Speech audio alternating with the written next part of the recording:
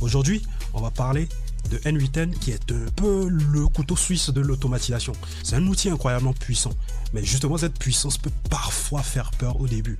L'idée ici, c'est de voir comment en maîtrisant une petite poignée de fonctionnalités de N8N, on peut en fait accomplir la grande majorité de ces projets N8N sans jamais se sentir dépassé. On connaît tous ce sentiment, l'enfer des tutoriels. On passe des heures et des heures à regarder des tutoriels, on emmagasine de la théorie, mais à la fin de la journée, on n'a rien créé de concret. Et c'est quelque chose qu'on rencontre souvent lorsqu'on est face à un outil tellement riche que N8N. Et c'est un peu la promesse de cette vidéo. Pas la peine de vraiment tout connaître sur N8N en se concentrant sur 13 à 17 briques de base, ce qu'on appelle des nœuds. On peut réaliser à peu près 80% de tout ce qu'on peut imaginer sur N8N. C'est la fameuse loi de Pareto, la règle des 80-20, mais appliquée ici à l'automatisation. Allez, on va rentrer dans le vif du sujet. On commence par les déclencheurs, ce qu'on appelle communément les triggers. Ce qu'il faut comprendre ici, c'est que chaque automatisation, tu dois le voir un peu comme une course. Il y a un point de départ. Dans l'univers de N8N, ce point de départ, c'est le déclencheur, communément appelé le trigger. Et c'est vraiment la première chose à comprendre ici. Ce qu'il faut retenir ici, c'est que le déclencheur, c'est la toute première brique du puzzle. C'est lui qui va créer le top départ, le coup d'envoi qui va lancer le processus. Sans lui, rien ne se passe en réalité ici. En gros, il y a trois types de déclencheurs. Comme tu le vois sur l'écran, il y a le déclencheur manuel, le One Clicking Execute Workflow, comme c'est écrit ici. C'est lui, il va te permettre de tester ton workflow. C'est parfait pour les tests, pour tester ton workflow, pour voir si tout est OK. Ensuite, tu as le déclencheur qu'on appelle le cron. Le cron, lui, il va te permettre de pouvoir programmer l'exécution de ton workflow. Si par exemple, tu veux exécuter un workflow chaque jour à 6 heures du matin, c'est avec ce nœud que tu vas pouvoir déclencher ce workflow. En cliquant sur ce nœud-là, tu as les configurations, les champs que tu devras configurer pour pouvoir paramétrer en quelque sorte ou régler en quelque sorte le temps d'exécution de ton workflow. Ensuite, il y a le troisième type de trigger qui est le trigger déclencheur d'app. C'est comme ça que je l'appelle. Le trigger déclencheur d'app, lui, va permettre tout simplement à N8N de réagir lorsqu'un événement se passe sur une autre application. On suppose ici qu'un utilisateur vient sur ton lien Calendly, prend rendez-vous. Donc, lorsque le rendez-vous est pris, immédiatement, N8N peut déclencher, par exemple, ton automatisation derrière. Donc, lorsqu'une action se passe sur une application, elle sert donc de déclencheur, elle peut servir donc de déclencheur pour un workflow par exemple. Et donc pour retrouver tous ces nœuds, il suffit juste d'aller ici, de cliquer sur Add Another Trigger ici, et là tu as la liste des nœuds, des 3 nœuds principaux. En tout cas il y a d'autres nœuds, mais ce sont les 3 nœuds principaux que vous allez rencontrer quand même lorsque vous serez amené à créer des automatisations sous N8N. Next step, ce que j'appelle le stockage. Lorsqu'on fait une automatisation, lorsqu'on crée une automatisation sur N8N et sur toute autre plateforme comme Bix, Zapier, etc., on travaille aussi avec des données.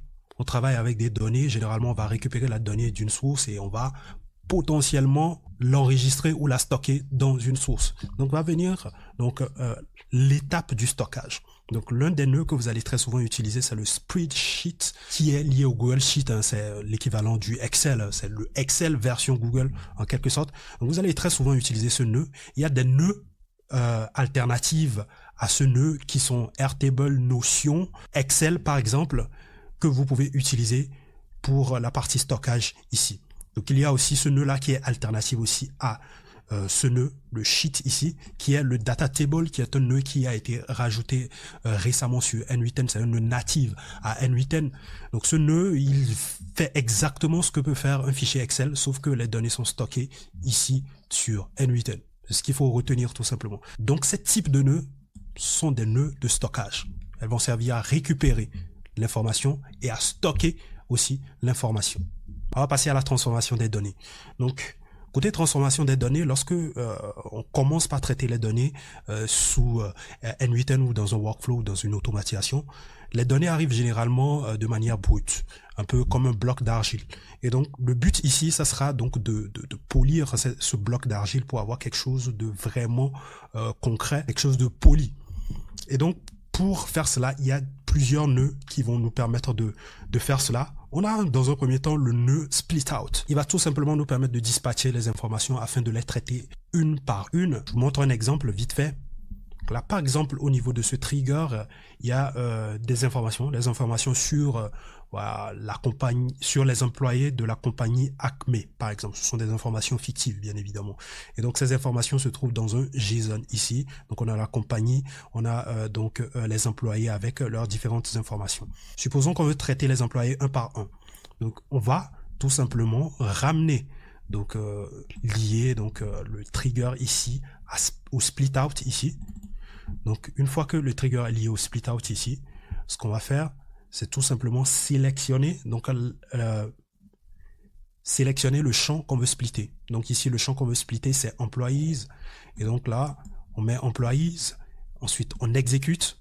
Donc une fois que l'exécution est faite, on a donc les 5 items, c'est-à-dire les 5 employés qui sont splittés ici. Donc pour vérifier cela, il faut toujours regarder ce qu'on a en entrée, le nombre d'items qu'on a en entrée ici. Donc là, je vais déplacer un peu mes petits nœuds là. Donc là, vous allez remarquer ici qu'on a un seul item en entrée. Il y a un seul item en entrée ici et il y a 5 items en sortie ici. Voilà, donc un item, 5 items en sortie. Donc on peut traiter maintenant les 5 items un par un. Donc, ensuite, on a un deuxième nœud aussi qui est très important, qui est l'inverse du split out. Lui, il va tout simplement permettre d'agréger tout cela, de regrouper à nouveau toutes ces informations. Donc là, l'icône le montre très clairement que c'est l'inverse du split out. Donc lorsque je clique dessus, je vais tout simplement faire la même chose. Hein. Là, ce que je veux regrouper, c'est employés. Donc je vais faire execute et là, j'ai tous les employés qui sont regroupés à nouveau. Et donc là, vous allez remarquer qu'ici, que j'ai 5 items en entrée et un item en sortie, ce qui fait l'inverse du split out. Donc ces deux nœuds-là sont très importants. Vous allez très souvent utiliser ces deux nœuds dans vos différentes automatisations. Ensuite, il y a les nœuds de condition, les nœuds que j'appelle les nœuds de condition. On va commencer par le if. Le if, il est tout simple. Il permet tout simplement de donner une direction au workflow. Si par exemple le salarié gagne plus de 1500, on utilise le true. Dans le cas contraire, on utilise le false. On est face à un nœud qui est binaire. C'est binaire. Soit c'est vrai, soit c'est faux. Si c'est vrai, on prend cette voie. Si c'est faux, on prend l'autre voie. Donc le switch, il va être un peu comme un rond-point. Donc c'est un rond-point un peu qui va router vers différentes voies les différentes informations. Et là, au niveau du switch, tu peux rajouter autant de conditions que tu veux. Voilà. Une condition équivaut à une route, en quelque sorte. Donc, si tu mets par exemple 5 conditions, ça veut dire que tu as 5 routes. Et donc, une fois que la donnée respecte une des conditions, il va prendre la route qui le concerne. Et donc là, si on doit faire un petit exemple ici pour le if, hein, pour juste vous montrer le if, parce que ça fonctionne à peu près de la même manière aussi au niveau du if, ce sont des conditions. Donc au niveau du if, à l'exception, au niveau du if, on n'a qu'une seule condition ici. Donc, on va supposer qu'on cherche ceux qui ont des salaires qui sont, on va dire, hein, en termes de nombre, number is equal to 55 000. On va dire 55 000. Par exemple, j'exécute. Voilà. Donc, il n'y a qu'un seul salarié qui touche 55 000. Donc ma condition, c'était de récupérer les salariés, tous les salariés qui gagnent 55 000. Donc il n'y a qu'un seul salarié, elle s'appelle d'ailleurs Chloé, elle travaille dans le département tech. Donc là, on a la branche true ici, donc l'ensemble des données qui vérifient ma condition, et false qui regroupe l'ensemble des données qui ne respectent pas ma condition. Donc voilà un petit exemple. Et au niveau du switch, on peut aller loin, on peut dire que, ok, au niveau du switch, je vais créer par exemple... tac. On va faire un exemple rapide au niveau du switch. Au niveau du switch, disons que je cherche, voilà, les employés qui ont un salaire, je veux, voilà, celui de 55 000, qui ont un salaire de 55 000. Donc là, je peux donner un nom à ma branche, par exemple, donc 55 000. Ici, je mets ici, par exemple, les salariés ou les employés qui ont qui touchent par exemple 38 000 par exemple.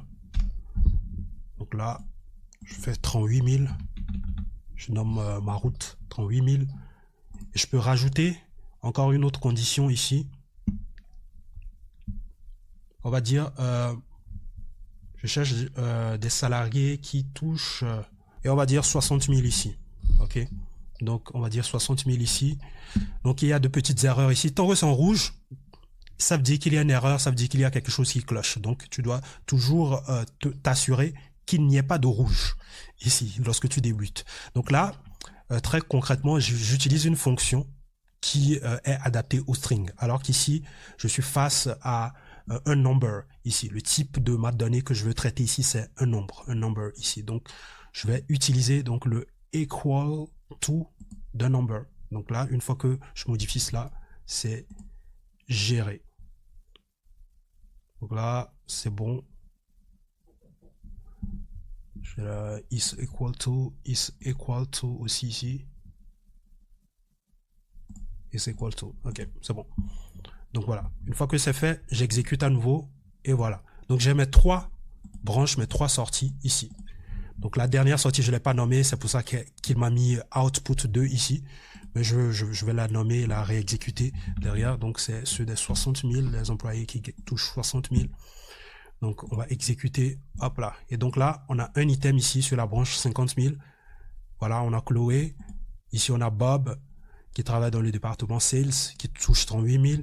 Et on a aussi un seul item, un seul employé qui touche 60 000, qui s'appelle Darius, qui travaille donc dans le département Tech, ici. Donc voilà. Donc voilà à peu près comment fonctionnent ces deux nœuds. 55 000, 38 000, 60 000.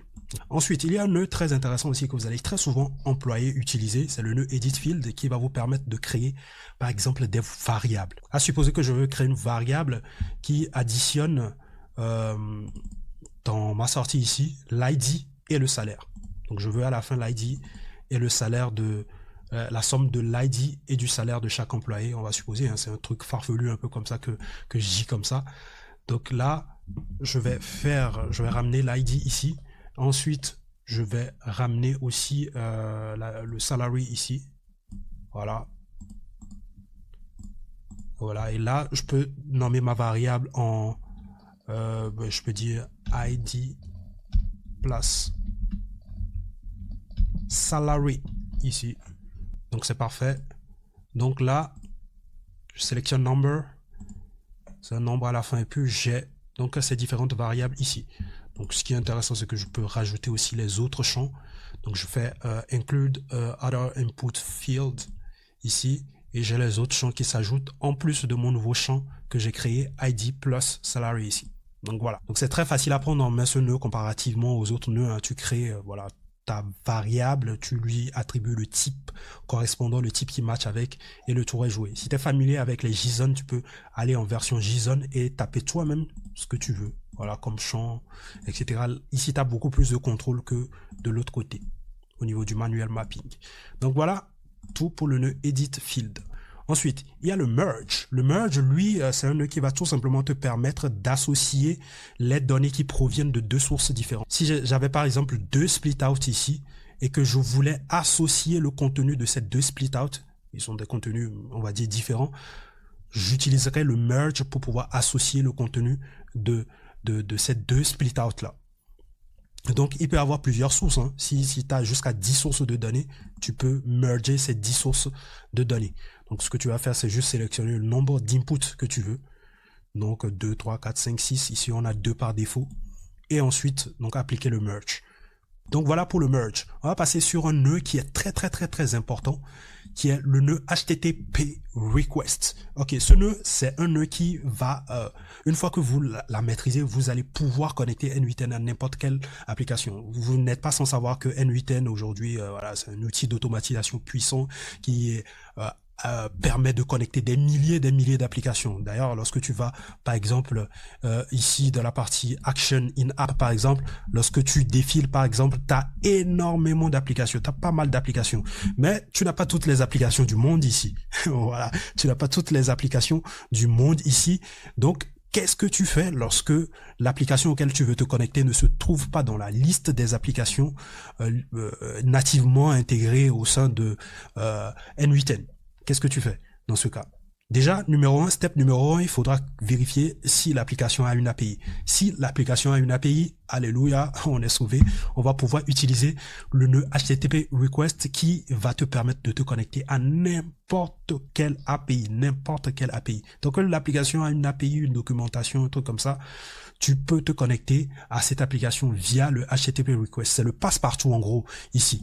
C'est pour juste dire que toutes les applications listées ici ont certainement une documentation, une API. C'est pour ça qu'elles sont listées ici. C'est pour ça qu'elles ont des nœuds ici. Donc, tu peux te passer d'utiliser donc même ces nœuds et aller directement utiliser donc le HTTP request pour te connecter à ces applications. Par exemple, le Google Drive, tu peux te passer du nœud Google Drive et aller te connecter directement au Google Drive via donc le HTTP request. Sauf que ça va peut-être être complexe parce que tu devras faire appel à des méthodes. Je vais vous montrer 2 méthodes qu'il faut maîtriser lorsqu'on débute avec le HTTP request tout à l'heure.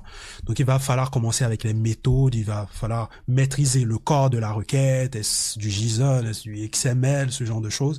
Donc, ça peut être très technique. Donc, ces nœuds-là, en gros, ici, intégrés dans N8N, nous facilitent en quelque sorte la connexion donc à ces API. Ils sont là pour nous faciliter tout simplement la connexion à ces API.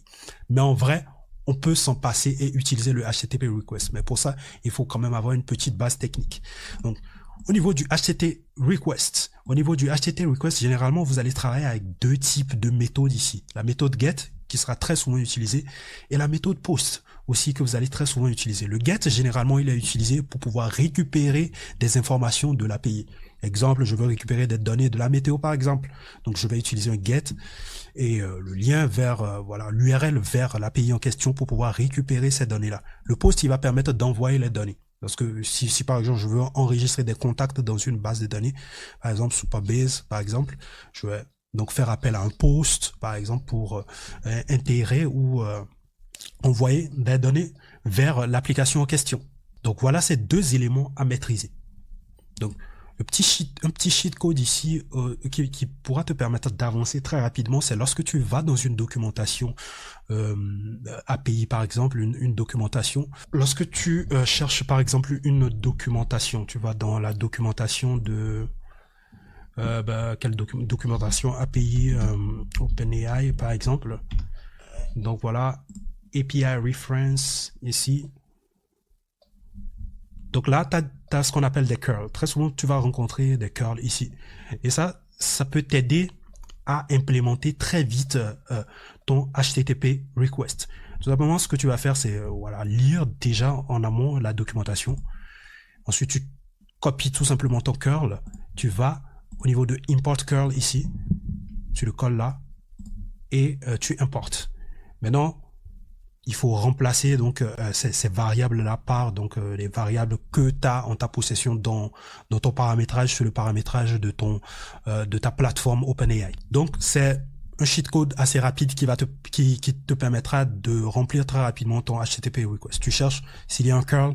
Ok, s'il n'y a pas de curl, c'est pas grave. Tu peux demander à ChatGPT de t'en créer un assez rapidement pour que tu puisses l'importer directement dans ton HTTP request ici. Donc, le HTTP request, c'est un nœud très, très, très important à connaître. C'est ton passe-partout. En gros, si tu maîtrises ce nœud, franchement, tu pourras te connecter à n'importe quelle application ayant, bien évidemment, une API sur N8N.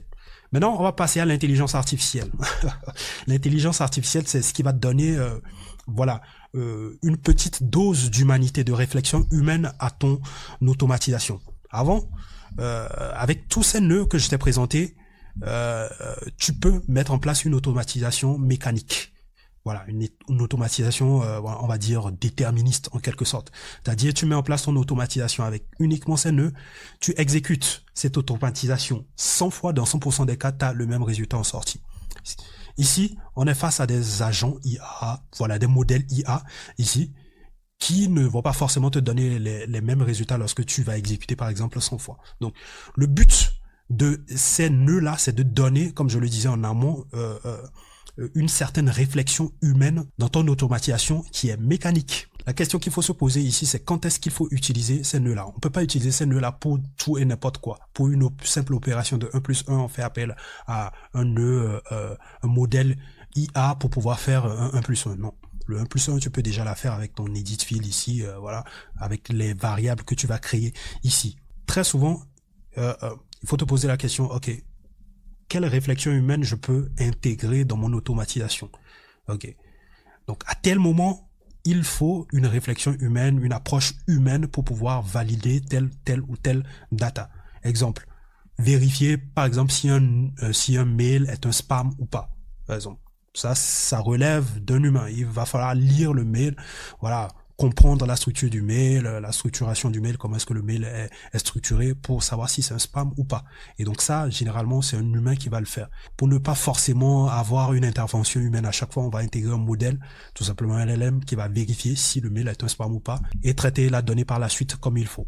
Donc voilà, c'est dans ce type de cas, par exemple, qu'on peut faire appel au modèle IA. Donc là, on a le nœud message model que vous allez très souvent utiliser. Donc c'est pour travailler avec les modèles de OpenAI, ici comme le logo l'indique ici. Donc il suffit juste de créer ta clé API, de venir te connecter ici, de sélectionner ton modèle ici. Là, je n'ai pas la bonne clé API, donc je vais sélectionner le bon. Hop là, je pense que c'est ça, ouais. Et là, tu peux sélectionner voilà, les modèles qui sont dispo. On va sélectionner la GPT 4.1 ici. Et donc, tu as le prompt utilisateur que tu peux lancer d'ores et déjà ici. Donc, tu as la possibilité de rajouter aussi des prompts système et des prompts assistants. Donc, je ferai une autre vidéo pour voilà, débunker un peu ça, pour t'expliquer un peu c'est quoi la différence entre ces trois types de prompts dans une autre vidéo. Donc ensuite, tu as le nœud AI Agent qui est l'un des nœuds les plus populaires sur N8N. Hein. C'est ce qui a popularisé en quelque sorte N8N. Donc lui représente parfaitement l'agent IA.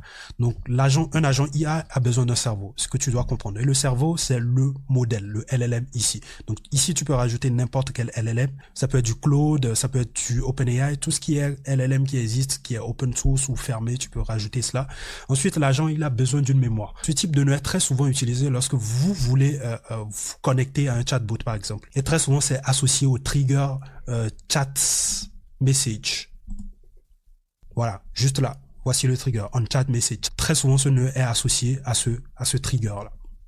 Donc voilà, la mémoire c'est pour enregistrer voilà l'ensemble des conversations qu'il y a dans le chat courant bien évidemment. Et ensuite la partie tool ce sont les membres en quelque sorte de l'agent IA qui vont lui permettre d'effectuer des tâches. Voilà, par exemple, envoyer des mails, faire une réservation sur mon Google Calendar, par exemple. Voilà, ce genre de choses. Donc, le tool, c'est pour permettre à l'agent IA de pouvoir mener des actions, tout simplement. Donc, voilà, c'est deux types de nœuds côté IA qui vont très souvent revenir dans vos différentes automatisations. Donc, voilà. Voilà en gros les différents types de nœuds qu'il faut maîtriser lorsque vous voulez débuter concrètement sur N8N. Et donc ce sont des nœuds qui vont très souvent revenir dans la plupart ou qui reviennent généralement dans la plupart des automatisations N8N. Donc je vais vous montrer un exemple d'automatisation assez rapide. Donc par exemple ici, je fais appel déjà à ce nœud-là, le nœud edit field. Donc ce nœud est présent. Maintenant le trigger. Comme je vous l'ai dit, toute automatisation commence par un trigger. Le trigger cron est ici. Maintenant, il y a le nœud aggregate qui est présent. Il y a le nœud agent IA qui est présent ici. Et il y a le nœud edit field qui est présent ici. Si je vais par exemple dans une autre automatisation, si je viens là par exemple, vous allez retrouver le edit field ici. Vous allez retrouver le split out ici. Vous allez retrouver le if ici. Vous allez retrouver voilà les nœuds agent IA dont je vous ai parlé ici. Edit field, vous allez le retrouver, HTTP request, vous allez le retrouver, le nœud OpenAI, vous allez le retrouver, agent IA, très souvent, qui revient très souvent que vous allez retrouver. Voilà, edit field encore, voilà. Donc, dans la plupart des automatisations, vous allez au moins retrouver un des éléments que je viens d'aborder ici. Et ce sont des éléments très importants dans une automatisation. Bref, donc voilà tout pour les nœuds de base qu'il faut maîtriser pour pouvoir effectuer au moins 80% des automatisations de N8N. J'espère que cette vidéo vous aura été fort utile. Si vous voulez travailler avec moi, toutes les infos sont tout simplement en description. N'hésitez pas à rejoindre le school. Les infos sont en description et moi, je vous retrouve tout simplement à la prochaine. C'était Mr. Hoppy. Peace out.